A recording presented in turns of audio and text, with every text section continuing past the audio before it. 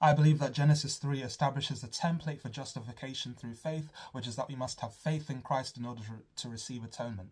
Genesis 2:25, Adam and his wife, who has no name at this point, by the way, which is really important. Adam and his wife were both naked in the garden and they felt no shame. That's to say, they didn't realize they were naked. Genesis 3:6, Adam eats the fruit after Eve had eaten it first, and then their eyes are opened and they realize they're naked. So the shame and guilt of their sin comes upon them and they realize that they're naked.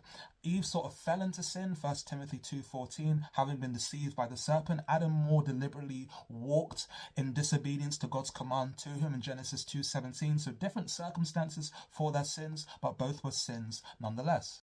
Having realized their nakedness, they both needed coverings for that nakedness.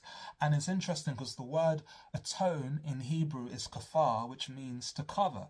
And they tried to get that covering themselves by sewing together fig leaves to hide their nakedness. But in Genesis 3:9-10, they hear the sound of God walking through the garden and they hide in the bushes because those fig leaves were insufficient still to hide their nakedness. And that's telling us that atonement through endeavor, through works, doesn't work. It's impossible.